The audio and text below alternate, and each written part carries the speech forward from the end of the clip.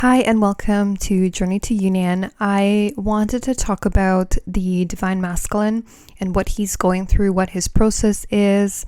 I just posted a longer video on this on Patreon on Divine Masculine's process. So if you're interested in that, I just uploaded it. And in this video, I want to just summarize what he is feeling during this connection and what his main block is. And this is, the Divine Masculine, he is very much feeling very unworthy of the connection. He's feeling very much unworthy of this unconditional love that he does feel for the Divine Feminine. He feels unworthy of this kind of love and to receive it. He also doesn't feel worthy of the feminine and doesn't feel like he can give her everything, and he just has a lot of unworthiness that he has not himself worked through. And this is a very big block for the Divine Masculine, along with other things that prevent him from really stepping up in the connection. And so this is why there's a lot of problems at the beginning. The Divine Masculines are very heavily programmed. They are very much still in their ego, and they use that to really try to get away from the connection. So, they go to someone who does feel more comfortable, who, they can see a normal life with. It feels logical to them because they are very logical, and they bring it down to earth most of the time because they are the physical twin. If it doesn't make sense to them logically, then they do not want anything to do with it because that's what they are. They're very logical. And even though they feel all of these things, they just don't know what to do with it. And so they don't know, really how to handle it. And they really feel very unworthy of the feminine. And that's the main problem for the Divine Masculine. And so they will go to something that feels more comfortable for them, that's something that they feel like is on their level. They may go to someone else. They may, find someone else, marry someone else that feels more comfortable for them and more, satisfies their ego and is on that level. Because this connection with the Divine Feminine is really doesn't feel logical to them. It doesn't feel normal. It's very intense for them. They don't know how to handle it. They don't feel worthy of the connection. They don't feel worthy of the love. They cannot receive the love. They have a lot of self-worth issues they still need to deal with. They still need to go through and heal before they come and really make a big proposal to the feminine and really, come forward like a real Divine Masculine, because they're not really a Divine Masculine if they cannot embody Divine Masculine traits. And same for the feminine. If she's not embodying the full Divine Feminine, then you can't really say you're Divine Feminine, because Divine Feminine means you're fully in your Divine Feminine power, in your goddess power. And so that's what we're doing on this journey. If we're actually healing these polarities that have been out of balance and out of sorts and really distorted on the planet. And, we have wounded masculine energy, we have wounded feminine energy, and then that shows up in these kinds of ways in the twin flame journey. It shows up in this journey. So the wounded feminine, she has a lot of problems to do with codependency. So she's very much attached, seeking external validation.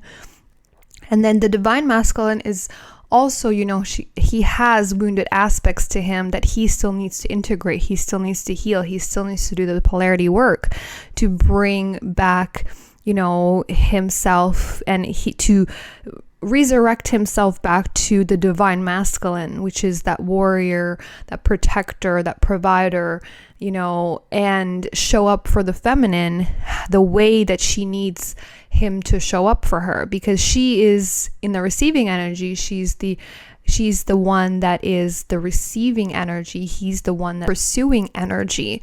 So the two have to, really balance each other in this way. Otherwise, there's an imbalance, because if you're chasing, then you're in the masculine energy and you're not actually in your divine feminine.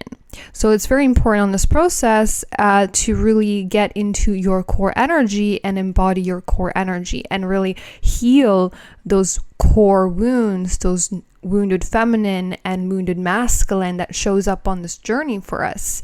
That's what we're here to do. We're here to really integrate and heal and really understand what those wounds are.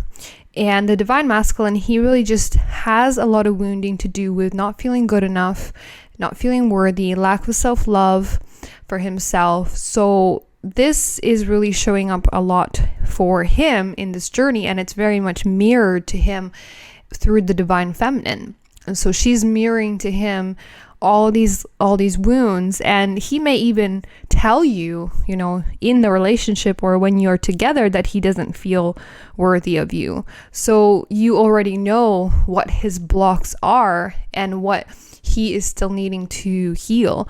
And a lot of them, they have this wound of really feeling not worthy enough because they really did not receive this kind of love.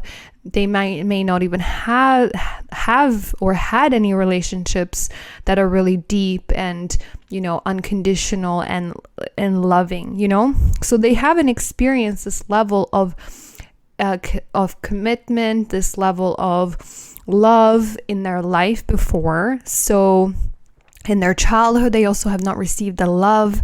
So this is the thing, and they really just don't feel that they can offer you the love, and they see you, they really see you as on a pedestal. But unfortunately, they have not healed the divine masculine, their masculine energy, to come and claim you and feel worthy to have you and have this love.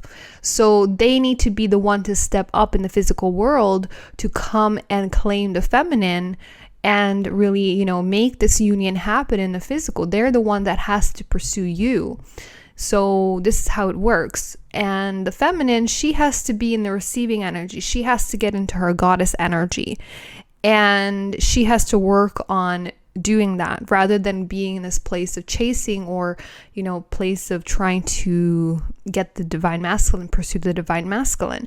So the divine masculine has to heal all of these wounded aspects of himself that is preventing him from actually coming and claiming the feminine. And one of those things is feeling worthy enough to have the feminine, feeling worthy enough to, have this love. And so that is one thing that he has to go through, and may have to go through it with other relationships where he starts to then realize, and realize what he truly wants and what he doesn't want. And so, there may be other relationships that will have to show him this, and this is how he learns. It's through other relationships mirroring to him all of these wounds that he has, which he still has to heal in order to be able to come and ground the union in the physical world and show up for the feminine the way that she needs her divine masculine to show up as a real divine masculine man. That's what she is wanting after all of this work that she has been doing to reclaim her divine feminine energy, to restore herself, to rebirth herself, to come back into her goddess.